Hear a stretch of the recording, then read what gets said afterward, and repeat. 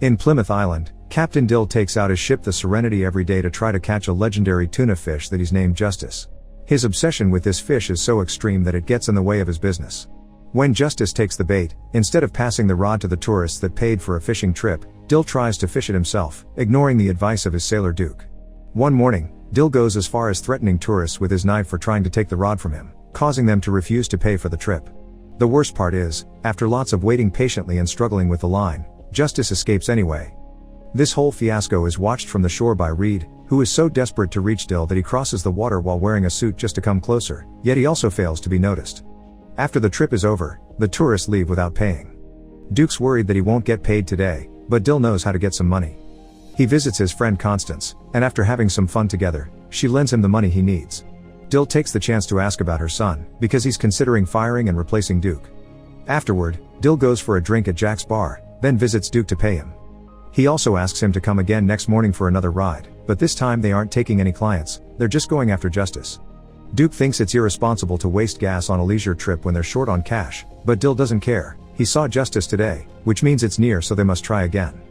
In the evening, Dill returns home, and while drinking, he talks to the memory of his son, apologizing for not failing to catch the fish again. At the same time, Dill remembers the days he used to spend with his kid fishing. His son Patrick is at his mother's home finding pictures of his dad and going through the same memories. The next morning, Dill drives his truck to the docks and doesn't notice Reed looking at him from a passing bus. Dill and Duke go on another trip to find Justice but don't even get to see the fish, so when they come back to the island, Dill accuses Duke of bringing him bad luck ever since his wife died. Duke gets fired and leaves, and neither men notice Constance watching from her window. In the evening, Dill goes to drink at Jack's, who thinks Dill should see a therapist but his advice is ignored.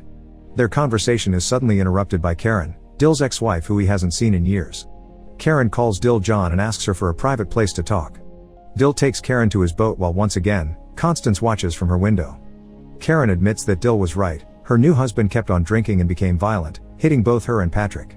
Dill tells her to get a divorce, but she can't. Her husband is a powerful man with many connections and wouldn't let her escape. Whenever they fight, Patrick gets scared and hides in his room, keeping himself distracted with computer games. His teachers say he's got a unique ability, but he seems kinda broken down. Patrick is precisely the reason why she's here. She wants to save him, and for that she needs Dill's help. Her husband will be joining her on the island soon, and she wants to organize a trip on Dill's boat. She's willing to pay $10 million if Dill gets her husband drunk during the trip and throws him to the sharks. Dill can't believe what he's hearing and kicks Karen out before sailing away, not noticing Reed running towards the shore and missing him again. When Dill returns home in the morning with lots of fish to sell, Constance is there waiting for him. She wants to know more about Karen, but Dill refuses to answer her questions and goes for a swim at sea instead. As soon as he falls into the ocean, Dill begins hearing voices, Karen's husband yelling at her, and Patrick telling him there's something he needs him to do. He also sees Patrick swimming with him, but when he tries to reach out to him, Dill wakes up at his home's table and touches the wet surface. At the same time, Patrick is in his room coming out from under the covers after playing his video game and finding some spilled water on his desk as well. Dill is shaken by the visions he had in his dream and wonders aloud if his son is out there. That day, Karen's husband Frank arrives at the island. He wastes no time and joins Karen in the hotel room, asking her to lose her robe so he can inspect her body. Frank finds a scratch on Karen's leg and, not liking what it may imply, he takes off his belt to punish her. Meanwhile, Dill goes to Lois' fishing store to pay for what he owes and get some new hooks. Lois tells him everyone on the island knows about Karen and the ways Frank has been hitting her. She also informs him a man called Reed is looking for him, but Dill leaves without paying any attention. When Dill makes it to his boat, Frank and Karen are there, and Karen calls him Mr. Dill instead of John because Frank doesn't know who he really is. Frank complains about Dill's refusal to take him on a fishing trip, so Dill turns them down again by using his lack of sailor as an excuse, since taking tourists without one is against the regulations. However, Frank thinks everyone has a price and promises to return the next day at 7 a.m. to go on that trip. He also tells Dill to be there for him as he shows him the gun he carries with him before leaving. Not caring about Frank, Dill goes sailing to look for Justice again. Once more, Reed arrives at the docks too late and misses Dill, but when he looks at his watch, he notices something is wrong. There appears to be a 20-second discrepancy in his allotted schedule. Dill doesn't find Justice today either, but he does get some good catches to sell at the market when he comes back. Then, he spends the night with Constance, who insists on asking about Karen and tells him he needs to choose between saving the lady or catching the tuna in his head. Afterward, Dill goes to the market, where he's approached by Duke, who has heard the gossip about Frank willing to pay 10 grand for the fishing trip. He points out they really need the money. He needs to help his grandson. The Serenity needs an overhaul, and Duke has learned from Constance that he was fired out of pity, which he hates. This is a very unique opportunity that they can't miss, so Dill accepts to take Frank on the trip under the condition Duke keeps an eye on his captain to deliver him from temptation. The two of them go to the docks, where once again Frank and Karen are already waiting. Dill talks to Karen in private to inform her he'll only take Frank fishing and nothing else, so to try to change his mind, Karen describes the ways Frank hurts Patrick. She also tells him she knows Dill talks to Patrick all the time, and that Patrick can hear him through his computer screen because they're connected. Dill ignores Karen's request and goes on the trip with Duke and Frank. While fishing, Frank tries to chit-chat with them, and eventually lands on the subject of his stepson. He calls Patrick creepy and complains because the boy won't come out to play sports with him, preferring his computer instead. Frank thought Patrick was involved in something illegal on the dark web, but actually, he's just playing a fishing video game. Patrick told Frank that if he didn't catch fish all day, he'd find a way to kill him, and Dill surprises himself by finishing that sentence along with Frank. There's also talk about the fact there aren't any cops on the island, but that conversation is interrupted when a shark takes their bait. Frank tries to reel the shark in and slips on the deck, but Dill doesn't give in to temptation, so between him and Duke, they help Frank catch the shark. Karen is disappointed to see them come back with her husband, and while Frank leaves to wash, she approaches Dill to pay him and tries to convince him to change his mind again since Frank will want to fish again tomorrow. Duke overhears Karen telling Dill that this was Patrick's idea and that their son needs him to do this because he wants justice, but before the conversation goes further, Frank comes back and takes Karen away. A storm appears on the horizon and is watched by Reed at the docks while Duke demands Dill to explain what the temptation is about. Dill takes Duke to a bar and tells him the whole story. He used to be a soldier named John, but when he came back from war, his mind was too damaged and Karen left him for Frank, so Dill thinks he never truly came back. When he hears about the 10 million offer, Duke reminds Dill he must catch the fish in his mind but not kill a man. After Duke is gone, Dill goes to his boat to do some thinking in the rain. Suddenly, he begins hearing Patrick's voice calling out for him while Constance watches from the window. At that moment, Karen shows up to show Dill she hasn't gotten rid of the ring he gifted her because she never stopped thinking about him. Then she kisses him, so Dill finally gives in and accepts to kill Frank in the morning, but Karen must bring Patrick to him in exchange. Karen accepts and tells him she's still the same girl he fell in love with, so Dill ends up getting busy with her right there on the boat and notices the scars Frank left on her back, which prompts Karen to point out they're both damaged in different ways. As soon as they're done, Dill declares he's beat Frank and kicks Karen out. Afterward, Dill starts talking to Patrick since supposedly he can hear him, and promises his son he'll do this for him so he can finally step outside. When Dill returns home, he finds Reed waiting for him, who introduces himself as a salesman for a fishing supply company. Dill doesn't understand why Reed has come at 2:30 in the morning for a sale, so Reed explains he's tried during the day already and missed him every time. He also says he already knows Dill has a big day tomorrow, because he knows almost everything about him. In his suitcase, Reed has the newest sonic fish finder, and Dill can have it for free for 1 week as a trial.